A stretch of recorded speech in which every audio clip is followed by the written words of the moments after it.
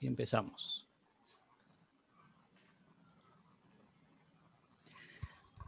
Muy buenas noches, amigos de Fundación de Celuz.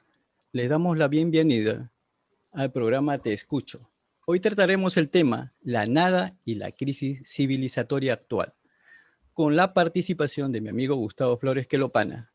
Él es filósofo, poeta y escritor, expresidente de la Sociedad Peruana de Filosofía y ha escrito aproximadamente más de 150 libros. Buenas noches, Gustavo. ¿Puedes decirnos cómo vas descubriendo los diferentes tipos de nada y cuáles son? Sí, buenas noches, gracias por la invitación, Isaí. Y a Cedeluz. Sí, en realidad parte de un problema, de un solo problema básico, Sí. el problema de la nada absoluta. El esclarecimiento de la nada absoluta lleva a la afirmación de su propia negación. Y esta negación de la nada absoluta, de su propia imposibilidad, lleva hacia la afirmación, a su vez, del ser absoluto. Dicho de otra manera, si la nada absoluta nada es, entonces tiene que haber su contrapartida, que es el ser absoluto. Si la nada absoluta fuera, ni siquiera el ser absoluto podría ser. No tendría sentido ni posibilidad alguna de ser. Pero como la nada absoluta no es, entonces el ser absoluto sí es.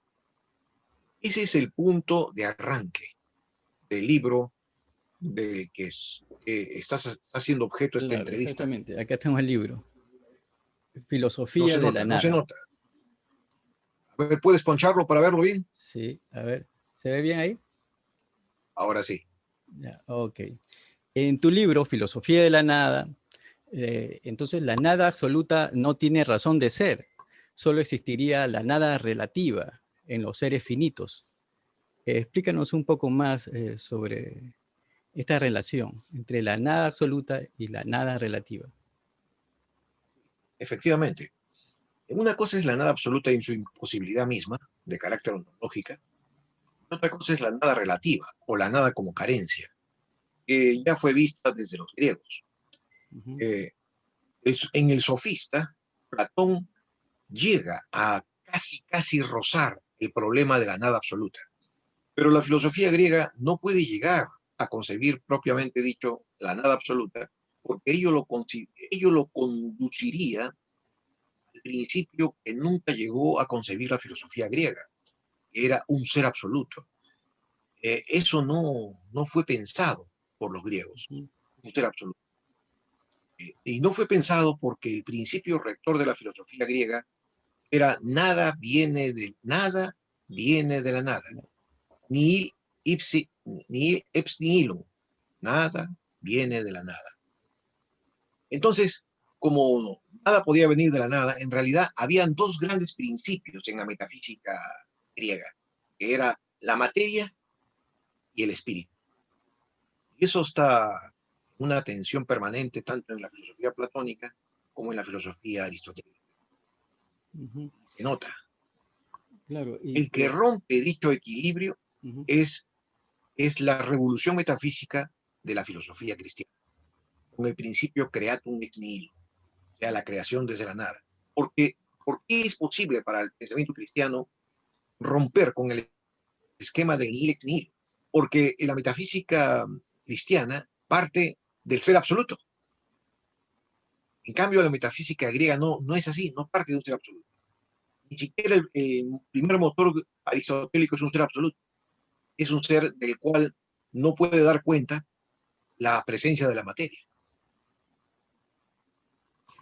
Claro, y al hablar de la nada, también tendríamos que hablar de lo que es o el ser, ¿no?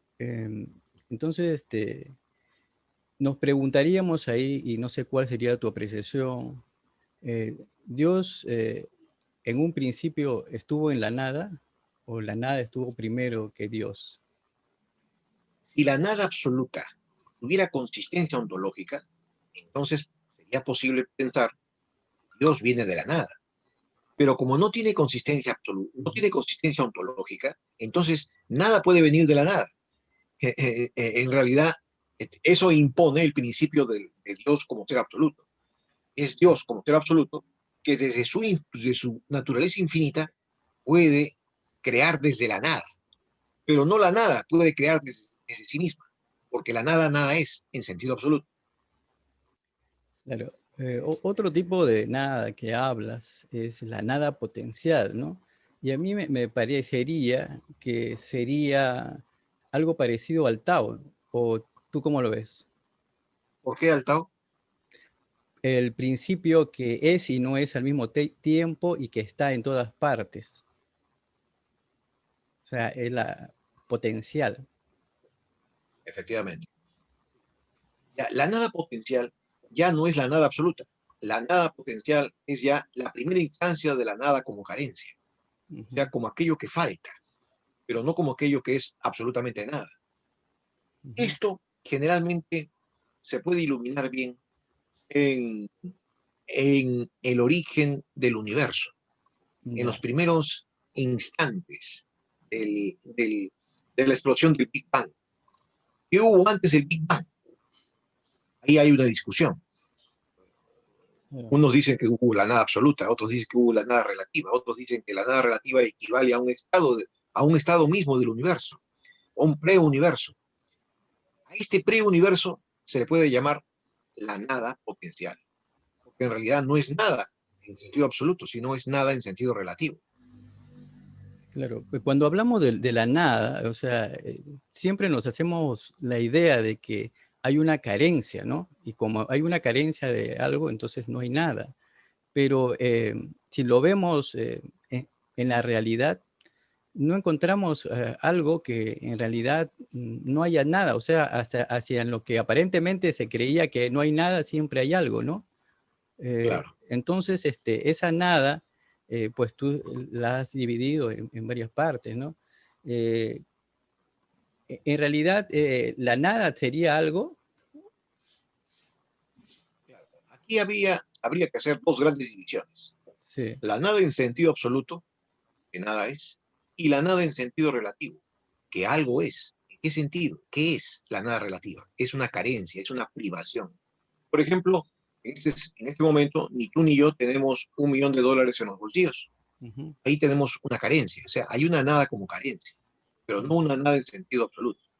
Ahora, la nada en sentido relativo o en sentido de privación solamente ujú. puede hablarse dentro de las naturalezas creadas, dentro del mundo finito, no del orden infinito, sino del orden de la finitud, de los entes. Y a propósito de la pregunta que me has hecho, Ujú. ¿qué otras formas de la nada habría en el sentido finito? Tendríamos la nada potencial, tendríamos la nada que anonada, tendríamos la nada anonadante, Ujú, tendríamos la nada de la muerte, la nada de la entropía, la ujú. nada escatológica y la nada inocua. Podrían haber otros tipos de nada, como la nada de la angustia, la nada de la locura, la nada de la enfermedad. Pero bueno, para el libro no le he querido hacer una fenomenología de la nada, sino enfocarme en los puntos más esenciales de este problema de la nada. Porque para mí, en este libro, se deriva hacia la afirmación del ser absoluto. Claro, y justamente hablando del ser absoluto, tú has detallado las diferentes ideas, por ejemplo, el teísmo, el panteísmo, ¿no? Eh, de repente, ¿cuál es la idea que se encamina más hacia tu pensamiento? Eh, no he visto que has puesto el pandeísmo. Sí. El panteísmo está mencionado cuando se discute con... No, panteísmo no, pandeísmo, del deísmo, de pandeísmo, donde el Ah, creador del universo, de hecho, se volvió el universo y dejó de existir como una entidad separada y consciente. no, a esa interpretación no he hecho alusión.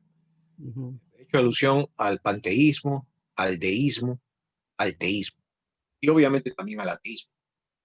Claro, en el deísmo, por ejemplo, este, es quizás algo parecido, o sea, se crea un dios, ¿no? Un dios, pero no se cree un Dios religioso, sino de repente un Dios que va de acuerdo a las ideas que tiene cada persona, ¿no? ¿Cómo lo ves eso? Bueno, el dios del deísmo se parece mucho al dios de los masones. Es un dios arquitecto que construye el mundo, sus leyes, y luego lo abandona a su propia creación, ya que se gobierne solo con sus propias leyes. Es una forma de naturalismo mecanicista, es una forma de pensamiento determinista, en el que se anula la providencia divina y se deja todo a la causalidad de la propia naturaleza. Ujú. Y aquí en el Perú, en la antigüedad, ¿qué había la idea de un Dios absoluto? Yo me inclino a pensar que no. Me inclino a pensar de que en el antiguo Perú, en el Mm, mundo precolombino, en el mundo precolombino, Pachacamac, por ejemplo, sí. Pachacayachic también se le puede decir, Viracocha, representan eh, más que una fuerza cósmica, representan una providencia, pero no una providencia monoteísta, Ujú. una providencia dualista, algo parecido a lo que había en el mundo griego, aun cuando pensaron de otra manera y con otras categorías. Había un dualismo metafísico, donde la materia no podía venir, no se explicaba a partir de- del propio espíritu cósmico. Por ejemplo, Pachacamac, Sí. Pacha, mundo, Camac. Camac es animación, no es exactamente vida, sino animación. O sea, Pachacamac, el mundo animado. O Ujú. sea, ¿qué es Pachacamac? Es lo que da, lo que anima a lo que está inerte. No es lo que crea lo inerte, es lo que anima el mundo. Entonces, eso supone un dualismo metafísico, porque no es el creador, no es el omnipotente Dios que saca las cosas de la nada, sino es más bien el Dios demiúrgico, algo parecido a lo que está en el Teeteto de Platón, que ordena, que ordena las ideas, que ordena, según las ideas, ordena el cosmos material, porque ya el cosmos material, la materia existe, preexiste, y al darle orden, mediante un mundo esencial o idético, entonces da origen a las formas. Por eso que anima el cosmos.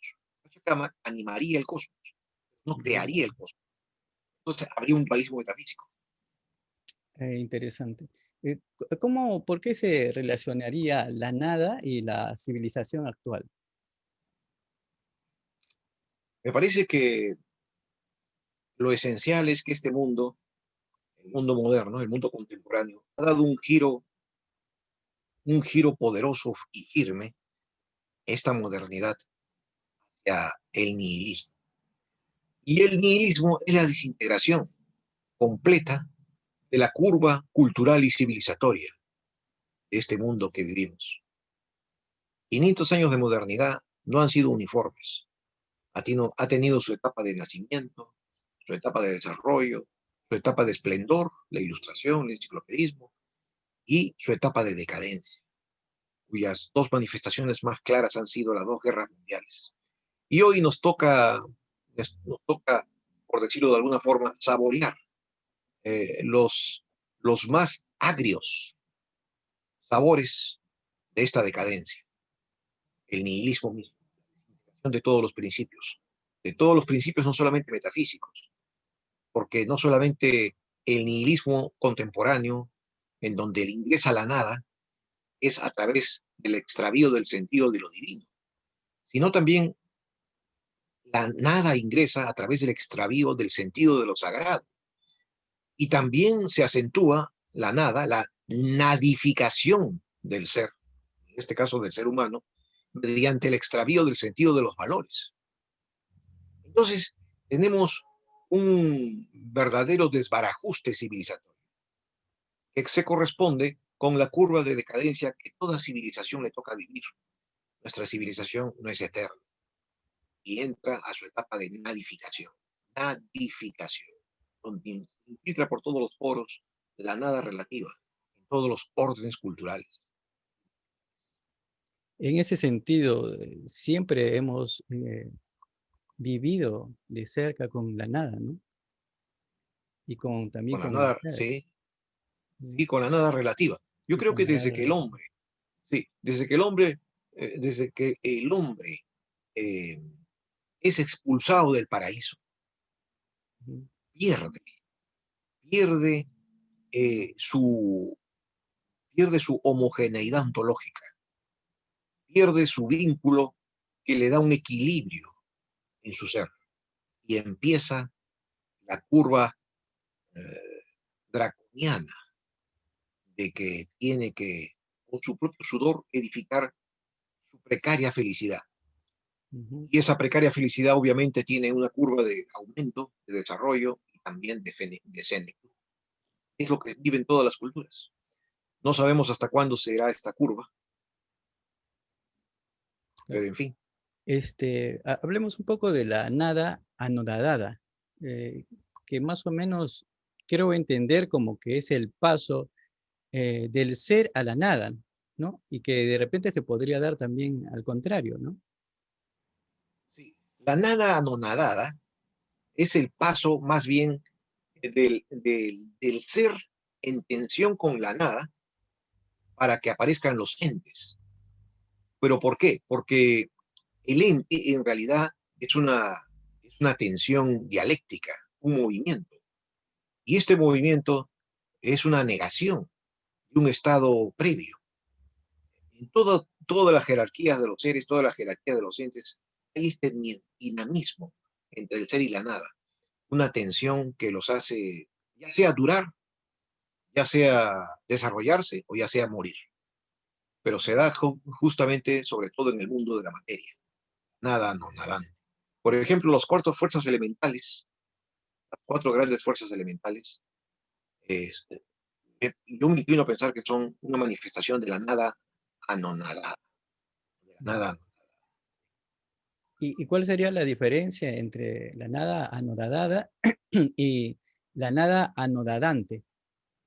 La nada anonadante es la que se experimenta en la existencia humana. Es el hombre el que vive el anonadamiento de su ser, porque es la única criatura que tiene conciencia de su propio decaimiento ontológico. El hombre puede perder su existencia en cualquier instante, pero al margen de ello, aparte, a margen de tener esa conciencia, el hombre es el que tiene una aguda presencia, su propia extinción, del sentido de la muerte y de la vida. Entonces, él vive su propio anonadamiento y además está sujeto a un anonadamiento cultural. Fuerzas negativas de su propia cultura lo pueden neutralizar en su propio desarrollo y eso lo anonada. Entonces, él experimenta una existencia anonadante.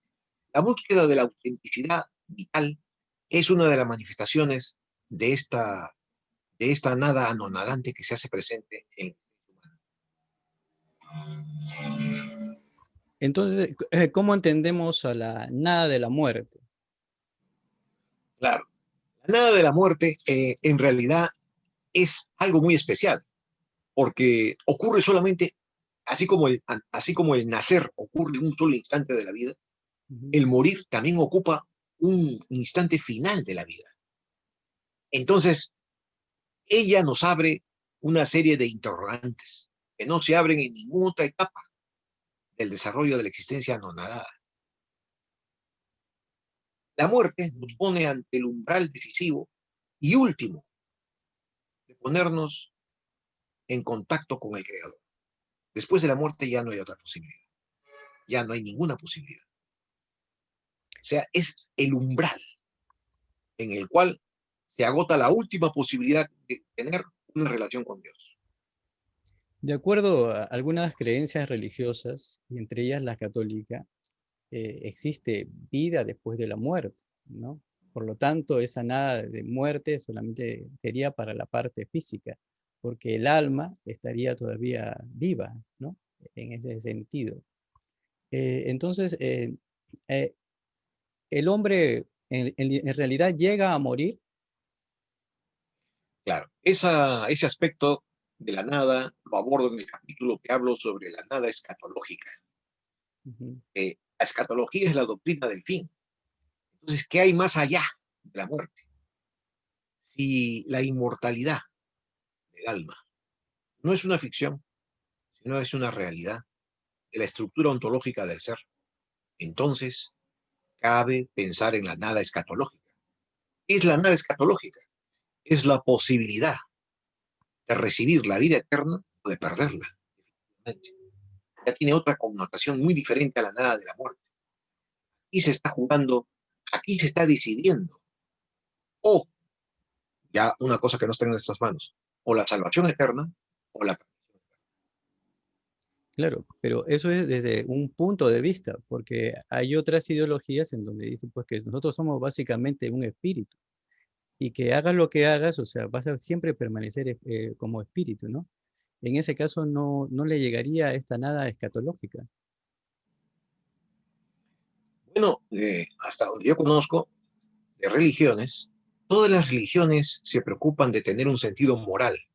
Y cuando le dan un sentido moral, siempre hay un juicio de cualquier tipo. Pesan las acciones buenas o malas de esa alma que ha pasado el umbral de la vida, para luego decidir su destino futuro. Entonces, eh, no solamente ocurriría en la religión cristiana, sino también Ujú, en otras religiones, incluso en la religión más antigua, que es una de las más conocidas, que es la religión egipcia. ujú, Pues se pesaban las acciones de las almas. claro. Y en el budismo, Bueno, en el budismo es bien conocido, ¿no? No hay juicio final, no hay inmortalidad del alma. eh, eh, y más bien esperaba esa pregunta tuya, porque tú eres uno de los buenos conocedores del budismo, ¿no? ¿Cómo enfocarías mejor tu pregunta?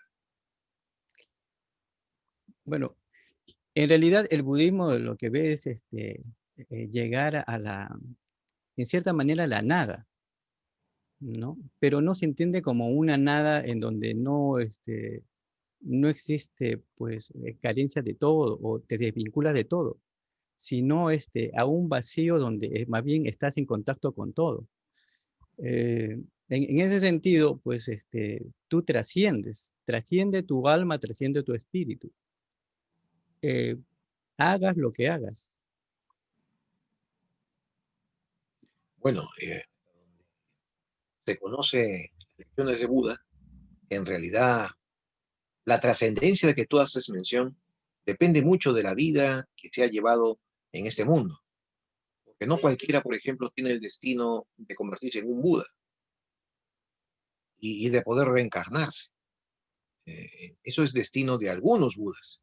Por ejemplo, me parece que es el Bodhisattva, que regresa después de ciertos milenios para traer un reino de felicidad completa y casi perpetua a la humanidad. Entonces, no todos tienen esa posibilidad en el budismo. El nirvana y la talidad es el contacto con una nada, pero como tú dices, es una nada que no es la nada absoluta tampoco, Así es. es una nada relativa, Ujú, que nos pone en contacto con una posible reencarnación para volver a salvar y ayudar a la humanidad futura. claro. En relación a la nada de la entropía, eh, de repente, según la creencia, se puede creer que tarde o temprano nosotros vamos a hacer nada. ¿Cómo tratas el tema de la nada de la entropía? La nada de la entropía sobre todo se aplica, se piensa en relación con la materia, con el fin de la materia, más Ujú, que con la existencia humana, porque se habla de la nada escatológica, entonces la existencia humana está fuera de la entropía, fuera de las leyes de la entropía. Y más bien se pone en cuestión la posibilidad de que la entropía universal o cósmica se produzca, porque una cosa es la entropía cósmica y otra cosa es la nada escatológica. Es como decir, la humanidad tiene que vivir todo el tiempo del ciclo cósmico para poder ver que efectivamente se va a realizar la entropía, o sea, la muerte del universo, la muerte térmica del universo. Pero eso no tiene sentido, pues, porque tendría que tener una equivalencia a una edad de nuestra especie, una edad tan prolongada como la del universo. ujú, Entonces, no tiene sentido eh, equiparar la nada escatológica con la nada de la entropía. La nada de la entropía nos hace pensar, efectivamente, existe para hacernos pensar en que la materia nada es, la materia está destinada a supeditarse al espíritu, porque la materia por sí misma se extingue, se destruye, pero no, lo que no se destruye es el espíritu. Entonces, ese sería el sentido profundo de la nada de la entropía, hacernos conscientes de que el espíritu está sobre la materia. Ujú. ¿Cuál sería la diferencia entre la nada inocua y la nada escatológica? Claro, la nada inocua es, imagínate, los espíritus salvos, los espíritus que ya pueden disfrutar de la vida eterna. La nada es totalmente inocua para ellos, totalmente intocable. No tendría sentido, es una nada que totalmente que no afecta a los espíritus salvos, a las personas salvas. Lo que han Esa sería trascendido. sí, a las que han trascendido a la salvación eterna. Ujú, Es una nada totalmente inocua. Sería ujú. inofensiva, incapaz de hacer daño a nadie, no como ahora, que hace daño a todos. Ajá. Bueno, dentro de lo que es tu libro, también haces mención a otros pensadores que ¿Dónde? han hablado acerca A ver, de la nada, ¿no? a ver Como, ejemplo, léelo, a ver, lee el párrafo. como en la página 34 y 37, Sí. a ver, que hablas acerca de Heidegger. A ver,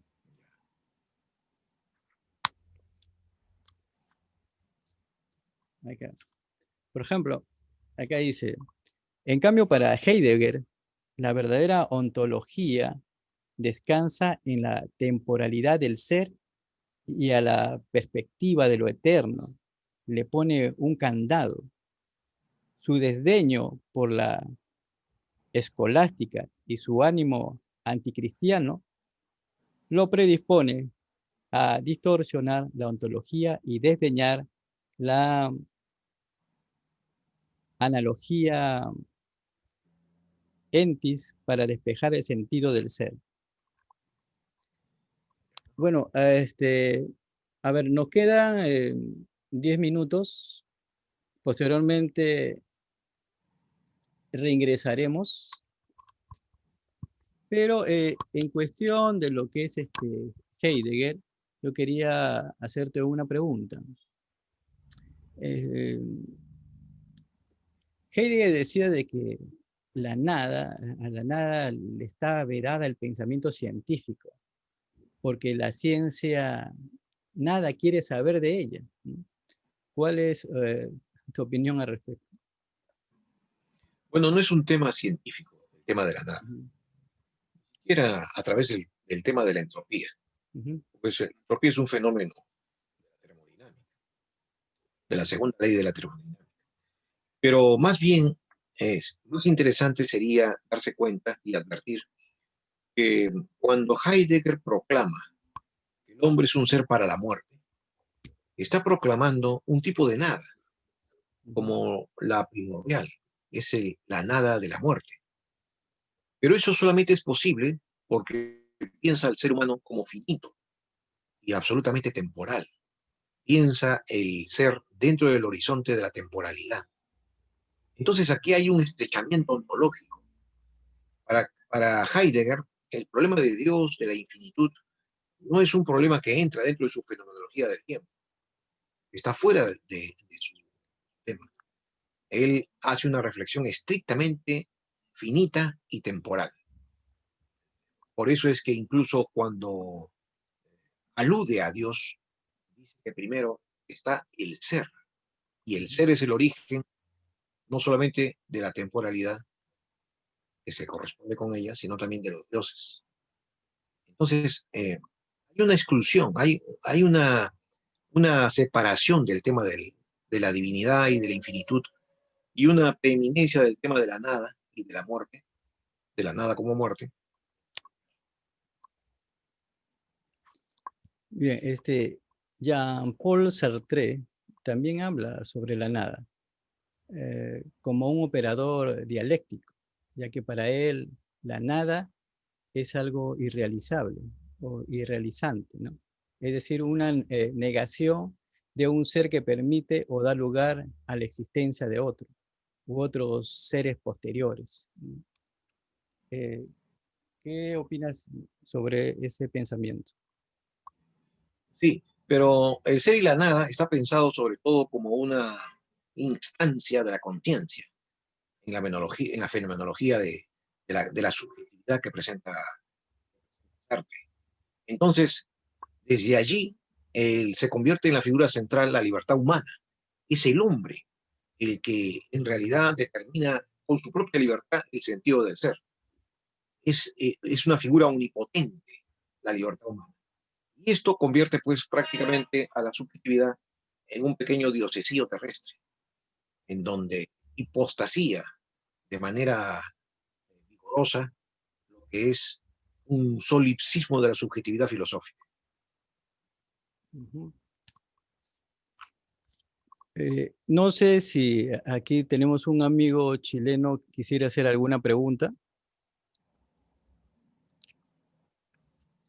Eh, bueno, voy a tener el gusto de saludar a Gustavo. Soy Roberto, de Chile. Hola, hola, Tanto tiempo, Roberto, primera vez que te Roberto, puedo... Sí, sí, aquí sí, estoy. Sí. Roberto Bizantino, Bizantino Quirós, ¿no es cierto? Quirós Bizantino. Quirós Bizantino, sí, sí. Sí, sí. Mira, felicitarte por toda tu obra, tus libros que alguna vez espero leer, ¿verdad? Pero que de momento están en lista de espera porque acá no llegan ya. Es muy difícil que se puedan trasladar. Así que espero alguna vez tener la ocasión de viajar o algo así para poder leer un poco tu obra. Mira, muy interesante lo que planteas ahora, esta diversificación de un espectro, ¿no es cierto? La nada, creo que lo estás viendo como un espectro de un solo tono, de un solo color, pero que a ojo humano puede tener una especie de gradación, ¿verdad? No es decir solamente la noche es oscura, sino que hay matices de oscuridad. Así he percibido un poco tu propuesta sin tener el libro, ¿ya? Por supuesto, me puedo equivocar. Sí, sí, cierto. Efectivamente, efectivamente, mi estimado Roberto, es así, con una serie de matices. Y los matices no solamente corresponden a una percepción humana y de la existencia, sino que corresponden a la realidad misma. De allí que tenga un doble juego esta interpretación, esta hermenéutica ontológica que he intentado. Muchas gracias por tu pregunta. Sí, sí, no, es que se percibe muy bien y creo que mi tocayo Quirós ha sabido llevar muy bien el diálogo contigo, así que también es un buen, es un buen coach en este caso. Bueno, un gusto de verdad, Gustavo, saludarte, que nos podamos escuchar. Siempre nos hemos escrito, ¿ya? Así que agradezco la invitación y voy a estar pendiente para cualquier otro evento que estés tú de poder participar de alguna forma. Muchas gracias por tu participación y tu presencia, mi estimado Roberto. Gracias, Roberto. Bueno, gracias a Este, ustedes, amigos. sí, nos quedan 3 minutos. ¿Hay algunas cosas que quisieras hablar más para hacer otra reunión o terminamos acá? No, solamente un agradecimiento a la persona, a la fundación que dirige, Sede Luz, Ujú. un espacio importante a la reflexión filosófica y una reiteración final en el sentido de que efectivamente la modernidad está enfrentando sus momentos más apremiantes y agónicos. El nihilismo no es más que la expresión del agudizamiento de la nadificación del ser humano, una curva decadente, una curva verdaderamente de una beligerancia autodestructiva que es muy Perdón, peligrosa. peligrosa. Eso es, mira, te iba a decir esa palabra, Gustavo. Disculpa, disculpa. No, sí, sigue, sigue, dime, dime. No, es peligrosa. Básicamente me parece peligrosa y lo has dicho perfectamente. Así que bien, bien. Gracias, gracias por enfatizar. Efectivamente, yo creo que estamos en un elevadísimo riesgo de cometer una locura, de cometer un desliz y desencadenar un verdadero holocausto. Podría ser un holocausto terminal de esta civilización. que si se produce no estaría ajena al propio holocausto ya predicho por el Evangelio. Ujú. Bueno, muchas gracias, Gustavo. Muchas gracias, amigos. Y entonces nos estaremos viendo hasta la próxima ocasión. Con gusto, Gracias. saludos. Hasta luego. Dios. Que esté muy bien. Adiós. Chao. Adiós. Adiós. Adiós. Adiós.